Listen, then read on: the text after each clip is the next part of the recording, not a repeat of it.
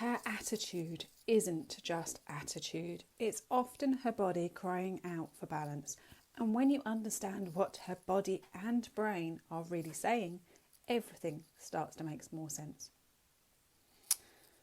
So hi, and welcome back to the Teen Whisperer, the podcast for mums of daughters aged 9 to 25 who are trying their best to figure out this whole, teenager thing without completely losing the plot.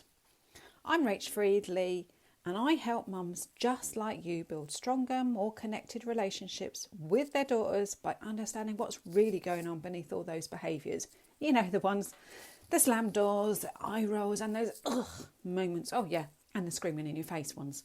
Oh yes, and I'm also a mum, so 100% get how you're feeling. So today we're going to dive into something that changes everything once you understand it. The science behind her emotions and behaviours. From her brain development to body cycles, and then how you, as her mum, can respond in ways that truly support her and keep you both sane. Always a bonus when you're parenting a teenager. This episode is perfect if you ever found yourself wondering what the frig just happened after a sudden meltdown or shutdown.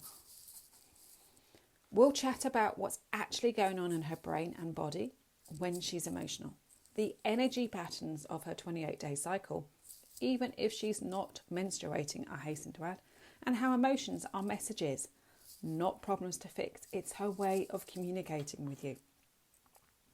Before we get into it, a quick reminder.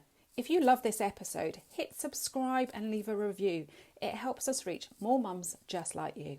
And come join our beautiful Facebook community. It's brand new, so it's just off the starting blocks, and the link is in the show notes. All right, so let's get into it.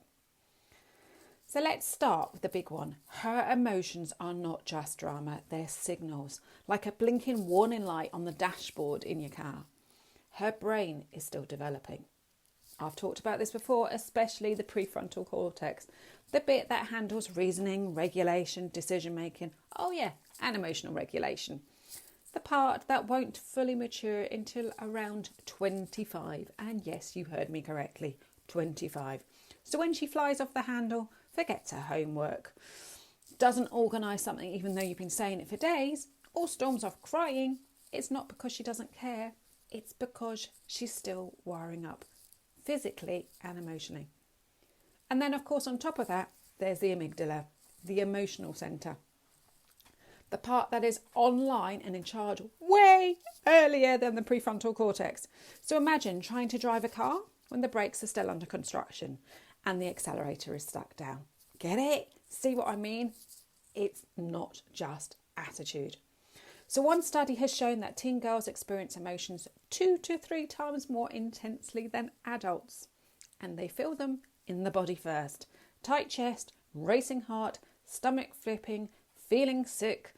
They often don't have the words to explain it yet. And that is communication. Remember when your girls were babies? Did they have words? No shit, they didn't. Of course they didn't. They had communication. They had body expressions. That's how they signaled to you that they were in pain, that they needed a change, that they needed feeding. Remember all of that. Your daughter, just because she's grown up, doesn't mean she loses that communication. That act of communication is still there. So when you see a behaviour, ask yourself, what's her body trying to say? Maybe it's, I didn't sleep enough. I'm anxious and I just don't know why. Or my hormones are peaking, very unlikely, and feel like I'm crawling out of my skin. I don't know what the frick is going on. It's more likely.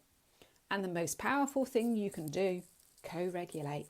That means you slow your breathing, you lower your voice, and you ground yourself so she can borrow your nervous system for her safety. And here's something mind-blowing, especially if you grew up, like most of us, in a world that never taught this. Girls and women live in a 28-day cycle, not a 24-hour one, as men do, and we are taught to believe.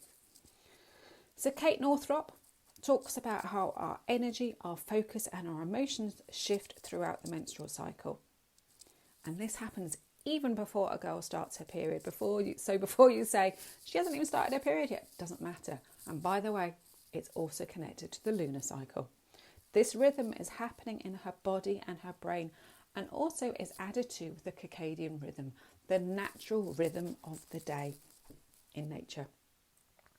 So the quick breakdown is the week 1, when you start menstruating, where they have low energy, body is asking for rest, and it's a time for reflection. It's also the new moon cycle, which I hasten to add, if you're listening to this on the 29th of April 2025, this is a new moon cycle right now.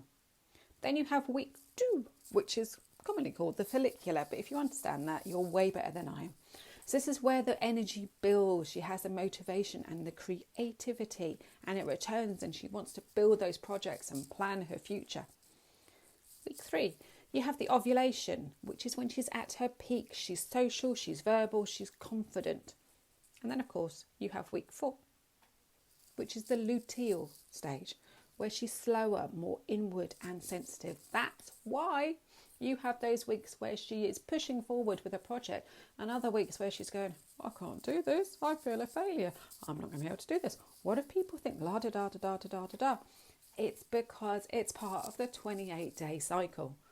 So if your daughter is preteen, so a tween, or older, these rhythms still show up as energy patterns. So when we honour that, by the way, it happens for ourselves as well. And if you're postmenopausal, rely on the lunar cycle. When we honour that, instead of expecting consistency every day, we support her nervous system and reduce that conflict between her and ourselves.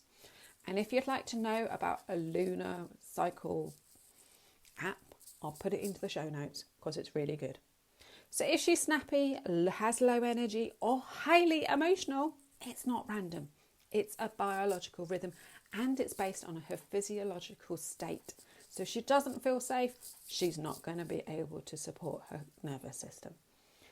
It's like the seasons. You don't yell at winter for being cold. You just put on a coat. We just have to adapt to what's going on in front of us. So, okay, let's make it practical. One of my favourite low effort, high impact tools is getting her feet barefoot on the earth. No, really. I'm not being woo.